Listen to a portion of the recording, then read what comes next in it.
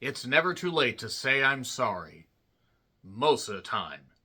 It was just an accident comes to us from filmmaker Jafar Pahani, who's done films like Taxi, Three Faces, The Bear, and spent time in an Iranian prison between July 2022 and February 2023 and got the inspiration to do this project from the prisoners there and went to great lengths, and I mean incredibly dangerous lengths, to make this film. He edited it in France. It's amazing how much he was able to get done and expose and still have a blast doing it, as I imagine it was probably pretty goddamn touch and go if this film was gonna ever even be completed. It's amazing that it's out. Neon Studios picked it up for distribution. It got a limited theatrical release. I had planned to go see it, but it was too far away from me and I just didn't have the time. And now it is on Amazon to rent, and it is one of the best goddamn films of the year. It is frightening. It's darkly comedic, but boy, those last 15 to 20 minutes are just absolutely bone fucking chilling. For those that have seen it, you know what I'm talking about. For those that don't, I'm trying to prepare you as much as I can before spoiling anything. So we have a man named Vahid who is working at an auto shop when late one night, a man, his wife, and his daughter show up, and they are, they're experiencing car trouble. And while on the phone, he hears a familiar sound that makes him think that this could be the man that tortured him in an Iranian prison, not just him, but others, and he sets out to discover if this is his torturer. And what lengths he will go to are truly frightening, but understandable, but also, how far would you go for revenge?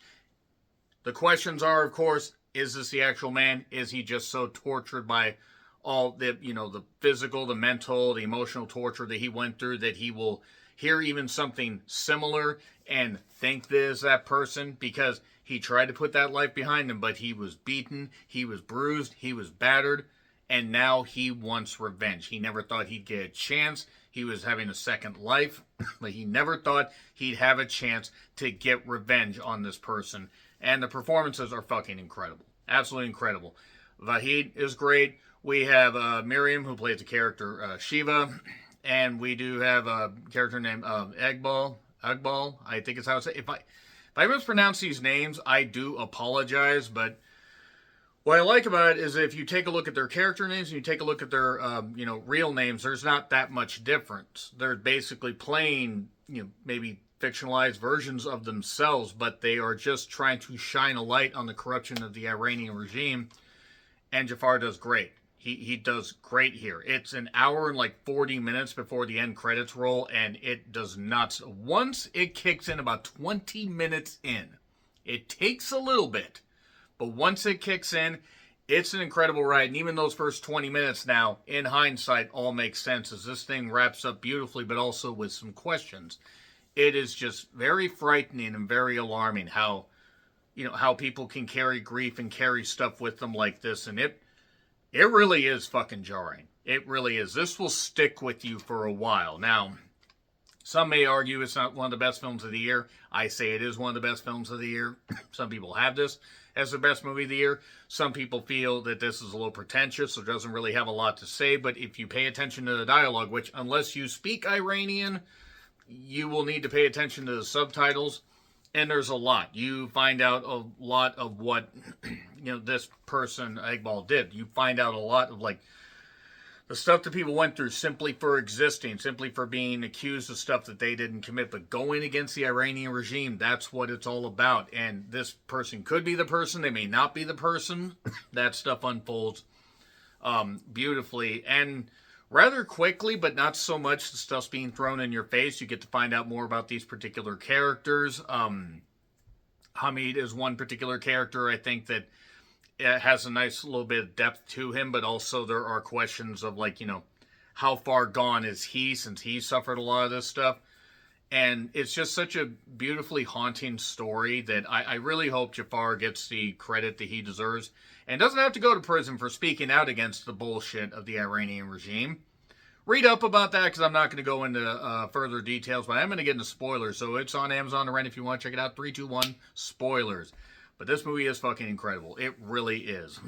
So,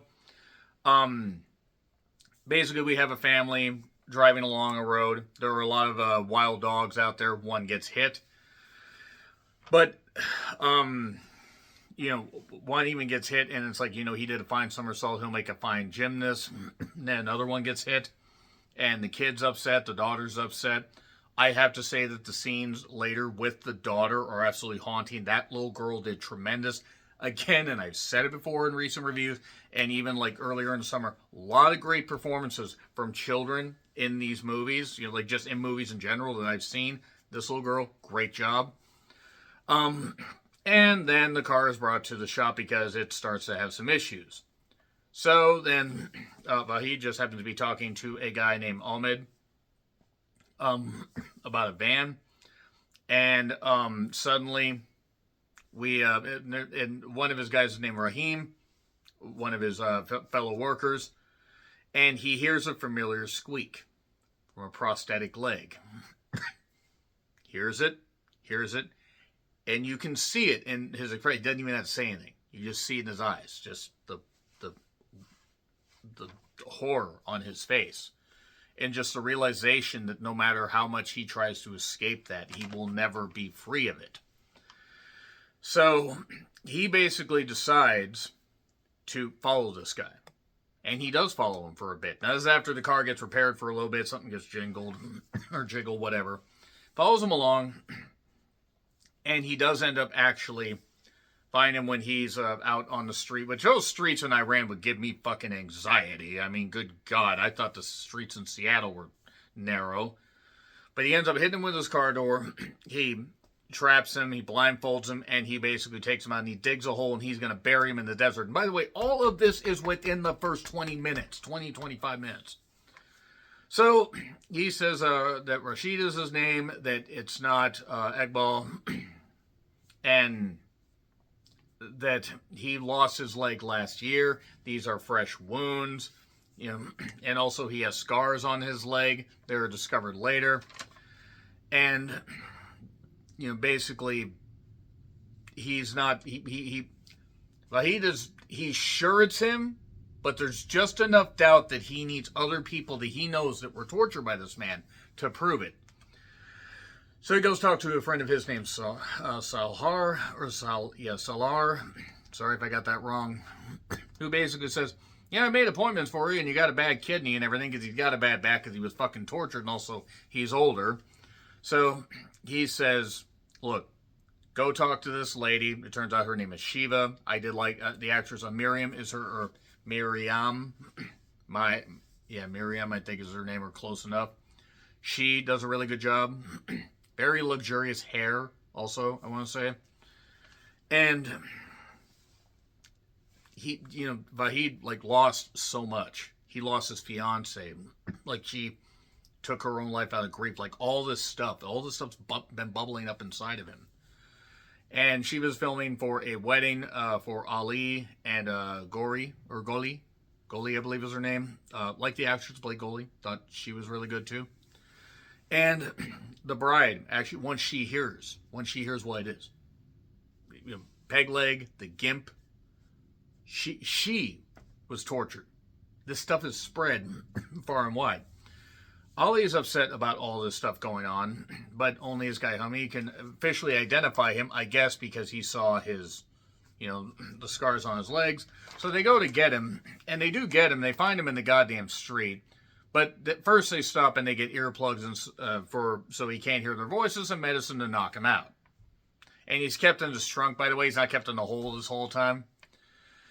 And Hamid ends up inspecting his legs, sees that it's him, and starts getting all upset. They're like, settle down. And again, this is all filmed in secret in Iran. The only reason that his prison sentence, which was 6 years, ended is because of a hunger strike. And he took the words of torture that the prisoners went through and did what he could to bring this to light. So, and he's having a ball mocking the corruption. Even at one point, they're saying they're going to do some wedding shoots on top of this like parking garage or wherever, and these cops have this remote thing that you pay for. And but he basically says, you know what, I've brought you guys along too much. I don't want to I'll go alone. No, we're in on this thing too. So the question is does revenge violence, beget the violence that, happened to you? Eye for an eye, essentially. Is that something that could actually work? And a lot of it, there are parts of this where it's a lot of driving around and everything, but it's just filmed so well. And again, filmed in secret, but it's really filmed phenomenally well. This deserved every bit of praise that it got. And he basically has just had it. He has fully had. He wants to basically kill the guy. By the way, during this time, the van stalls and runs out of gas, and they have to get somebody to help them. And even before this, when it does actually turn out to be the guy, by the way, or at least as close as. I mean, he puts on a good facade. He even gives him his bank card and says that the PIN number is this. So he uses that PIN number to pay for this stuff. But then there's stuff like tipping. I guess tipping's a big thing in Iran. I mean, I don't know. I don't know what Tomans, I guess, are apparently the currency over there. We have really stupid currency here. For any Iranian people to think I'm mocking, not at all. Not at all. For those of you that are going through terrible things, I truly do feel bad. For those of you that respect what Jafar does, do you think he does a good job exposing this? Do you think he's just doing it for profit? Do you think he's doing it for a good reason? I want to know. So back to the movie. Goldie talks about how, she basically was tortured and that she would need to be deflowered first so she could go straight to hell because she was a virgin. She'd go to heaven. That's the kind of corruption shit that was going on here. And they're all arguing here while that guy's in the trunk, this torturer. And all this stuff's going on. And it turns out that Hamid and Shiva actually knew each other, but Shiva got upset with him about, various things. And they got to kill him, but, they're curious what's going on. His phone goes off, and it turns out it's his daughter. And the daughter's freaking out because the mother passed out. So they decide to interrupt their burial killing plans and go to the house. And they say, we're friends of your father, who's locked in the trunk, by the way. They get the mother, who's, it turns out, is pregnant and is going to have a son. And the daughter, again, fabulous. Didn't get the actress, young actress's name. Doesn't really matter because I couldn't fucking pronounce it. But they get that. They end up basically paying for the thing, or he does, because he does feel bad because they are innocent in all of this. Not this man, but they are innocent in all of this. And it's a weird balancing act that Jafar somehow manages to just do beautifully. And basically, they were getting near the end. They go to get a gift, essentially, for the nurse, and they're going to tip the nurse. He wants to get money from them as well, instead of just using his money. And, okay, that's certainly interesting. Whatever. I guess, I don't know Iranian stuff or Iranian culture, all that. Well, my understanding of Iranian culture stops with the Iron Sheik's promos and matches, by the way. So Hamid ends up actually leaving. The one guy that really wanted to torture and kill the guy and everything, the one guy that was so set on it, is the first one to walk. So Goli and Ali do end up walking as well. Seeing the stuff with the daughter and the son, that kind of stuff, probably did it. And they stay, Shiva and Vahid, and they are going to basically torture him. And this is where the film absolutely kicks in. It kicks. Not that the film wasn't great to this point, but the last 15 to 20 minutes make it worth it. And there's dialogue in this that I can't say properly, mainly because A, I don't speak Iranian, B, I don't think the translation does it best when it's coming from me. Watching the movie, it's better. They let him out of the trunk. He attacks him. Blindfolded and bound, he still attacks Vahid. And then Shiva knocks him out with a shovel. And they tie him to the tree. And basically, they just end up grilling him. Vahid grills him. My fiance took her own life. This kind of stuff. And all this. And also mentions, by the way, your son's born. Your son's born. You haven't gotten a chance to see him. I never got a chance to grow old with my fiance, but you didn't get a chance to see your son. Oh, and I'll find, I recognize your voices, and I'll do this and this kind of, but then Shiva, and this is where, even though the guy who played Vahid did great, the actress playing Shiva just does the stuff where she just basically grills him, gets in his face, just grills him, and just all this stuff and everything. And finally he cracks and says, yes, I am. I swear I'm sorry. I swear I'm sorry. It's not enough. But finally Vahid says, okay, here's your card. Here's your items. Here's a knife to cut yourself. I freed a little bit of you. You can free yourself. And they take off. They sent their message, I guess. And this is after, by the way, he had praised the Iranian regime and that kind of stuff. And if you deserved it, then great. If not, then it'll be addressed in heaven. That's not how that works, but that's how torturous methods work with a bad ideology.